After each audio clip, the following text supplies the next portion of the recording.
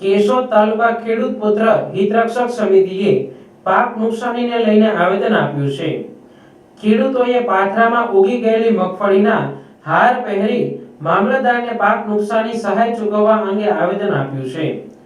ખેડૂત પુત્ર હિતરક્ષક સમિતિના ધીરુભાઈ જાટિયા, ભરતભાઈ લાડાણી, નિલેશભાઈ અઘેરા સહિતના મોટી સંખ્યામાં ખેડૂતો હાજર રહ્યા હતા। ખેડૂતોને મોસમ સાચવવાની ઉતાવળ હોય, ખેતર ઝડપથી ખાલી કરવાના હોય, 48 કલાકમાં સર્વેની કામગીરી પૂર્ણ કરવા માંગ કરી હતી। મગનભાઈ અઘેરા, સરપંચ અજાબ, હાલની કમોસમી વરસાદની પરિસ્થિતિમાં અમારો કેશોદ પંથક મોટા ભાગે મગફળી અને તુવેરના વાવેતરનું હબ રહ્યું છે, ત્યારે તુવેરની અંદર મોટા ભાગની મગફળી, ઉબળી મગફળીનું વાવેતર થતું હોય। આના પેલા જ્યારે નવરાત્રીમાં વરસાદ થયો ત્યારે સંપૂર્ણ ઉબળી મગફળી પાથરાએ પડેલી હતી। એવા સમયે વરસાદ થતા તે પલળી ગઈ છે। જ્યારે હાલમાં વરસાદને કારણે જે લાંબા ગાળાની મગફળી છે તે પણ પાથરાની સ્થિતિમાં પડેલી હોય એ પણ પલળી ગઈ છે। એવા સમયે કેશોદ પંથકની અંદર મારી જ્યાં જાણકારી છે એટલા વિસ્તારની વાત કરું તો કેશોદ તાલુકાની અંદર કોઈ પણ સર્વે કરવાની જરૂર નથી અને તમામ ખેડૂતોને યોગ્ય સહાય આપવામાં આવે એવી સરકારને વિનંતી સાથે અપીલ છે। મારું ગામ હિતેશભાઈ ડોબરિયા, હું સોંદાડા ગામથી આવું છું અને ખેડૂત છું।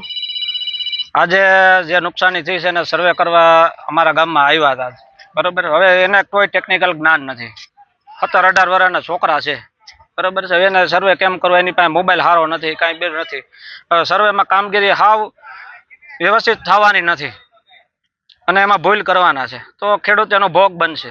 એના માટે કારણે સર્વે સદંતર બંધ કરાવે અને ધારાસભ્યો, મંત્રીઓને બધાને ખબર છે, બધાએ ફોટા પાડીને કીધું છે કે ભાઈ નુકસાની થઈ છે, 100% ખેડૂતોને નુકસાની છે, તો એને ધ્યાનમાં લઈ અને ખેડૂતોને જે સહાય આપવાની છે એ સીધી રીતે અને તાત્કાલિક ધોરણે આપી દે એવી વિનંતી છે।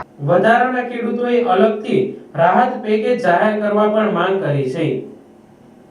કેશોદ પંથકમાં લાંબા ગાળા અને ટૂંકા ગાળાની બંને મગફળીઓ પર કમોસમી વરસાદનો માર પડતા 100% પાક નુકસાનીનું થયાનું કહીને સર્વેની જરૂર નથી તેમ જણાવ્યું છે અને તાત્કાલિક સહાયની જાહેરાત કરવાની માંગ કરી છે। સર્વેની કામગીરીમાં ટેકનિકલ જ્ઞાન ન હોય તેવા કર્મચારીઓને કામ સોંપાયું હોવાના આક્ષેપ કર્યા હતા। હું ધીરુભાઈ જાટિયા, કેશોદ તાલુકા ખેડૂત પુત્ર હિતરક્ષક સમિતિ। આજે અમે આવેદન પત્ર એ રીતે આપ્યું છે કે ભાઈ આ જે સર્વેના નાટક છે એ તમામ નાટકો તમે બંધ કરો અને જે તમારે ખેડૂતને દેવાનું હોય વધારે ખેડૂતને આપી અને ખેડૂતને તાત્કાલિક અત્યારે ખાતર, બિયારણો, નવી સિઝનનું હું તમને કહું જે ઉત્પાદન લેવાનું છે એની તૈયારી કરવાની છે, એટલે તમે આ સર્વેના નાટક બંધ કરી અને તાત્કાલિક તમારા સર્વે બધા પ્રધાનોએ ખરીદ લીધા, 100% નુકસાની છે, પછી હુકામે તમે આ ખેડૂતને હેરાન કરો છો કારણ વગરના અને તમારે કોઈ સર્વે હાલતા નથી, તમારું કોઈ સર્વે થવા જ નથી, એટલે માટે આ નાટક બંધ કરી અને તાત્કાલિક છે ને ખેડૂતને જે તમારે આપવાનું હોય તાત્કાલિક આપીને ખાતામાં નાખી દે એવી નમ્ર અરજ છે। મારું નામ નિલેશભાઈ અઘેરા, હું મારું ગામ અજાબ।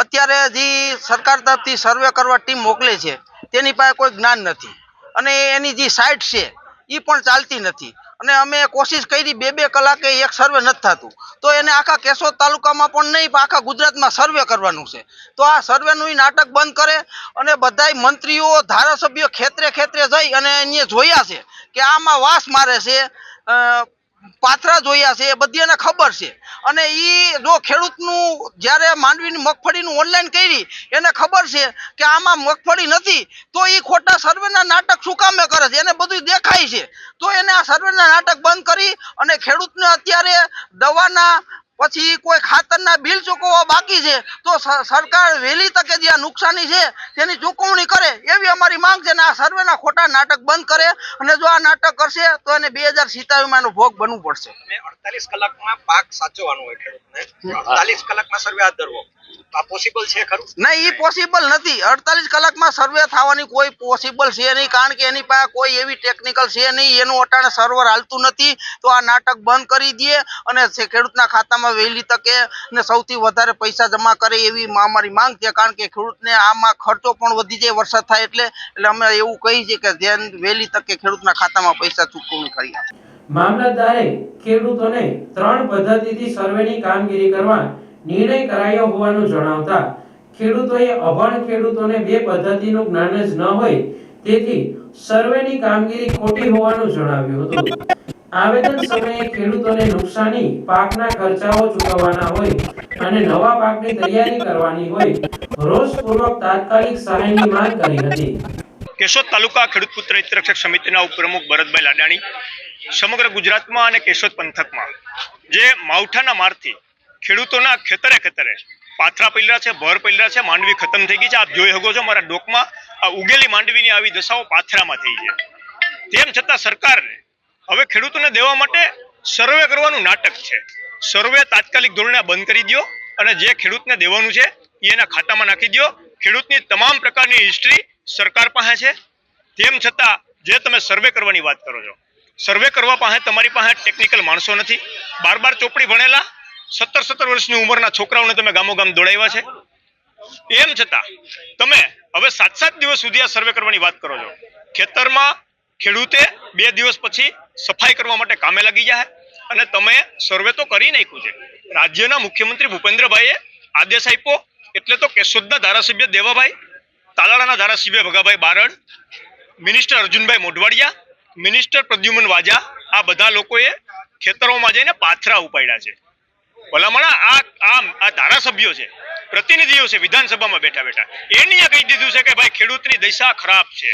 તો તમને સરકારને આ ધારાસભ્યને મિનિસ્ટર ઉપર ભરોસો નથી કે તમે જે રિપોર્ટ આપ્યો છે આ ધારાસભ્યને મિનિસ્ટરોને પેક કવરમાં ખેડૂતને કેટલું નુકસાન થયું છે એ તમે ખુલ્લો મૂકો એટલે સર્વે કરવાની વાત જ પૂરી થઈ ગઈ. મામલતદારે કીધું કે ઝડપથી સર્વે કરવા માટે 3 પદ્ધતિ અપનાવી છે. એ બાબતે શું કહેશો? 3 પદ્ધતિ છે, એમાં 2 પદ્ધતિઓ છે એ સદંતર ખોટી છે. મામલતદારને તો સરકારના આદેશ પ્રમાણે એ વાત કરવી પડે ને કામ પણ કરવું પડે. એ તો સરકારી બાબુ છે. જે પેલી પદ્ધતિ છે કે ખેડૂતે જાતે એપ્લિકેશન ઇન્સ્ટોલ કરી અને ઓનલાઈન સર્વે કરવું, કયો ખેડૂત એપ્લિકેશન ઇન્સ્ટોલ કરી શકશે? બીજી વાત કે જે ખેડૂતે ત્યાં આવે સર્વે કરવા, સર્વેયર આવે છે એની રીતે એક સર્વે કરે છે. અને ત્રીજું, ખેડૂતે પોતે જીપીએસ મેપિંગથી ફોટા પાડીને પાસે રાખવાના છે. ક્યાં ખેડૂત પાસે એના મોબાઈલમાં જીપીએસ કેમેરા વાળી એપ્લિકેશન છે?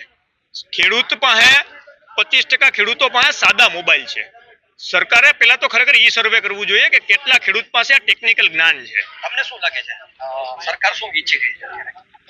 સરકારને એક મામૂલી પેકેજ જાહેર કરવું છે અને એમાં જેમ ઓલું છોકરું રોતું હોય અને આપણી માં છે એ ગોળ ને ઘી ચોપડીને પપુડું પકડાવી દે એમ પપુડું પકડાવવાનું છે. એટલે સરકારને હું ખેડૂત વતી એ પણ હું કંઈક વાત કરવા માંગુ છું મીડિયાના માધ્યમથી કે તમે જેમ પેકેજ આપશો ને એમ હવે અમારો જગતનો તાત આવતી ચૂંટણીમાં તમને મતનું પેકેજ આપશે. હવે ખેડૂત નક્કી કરશે.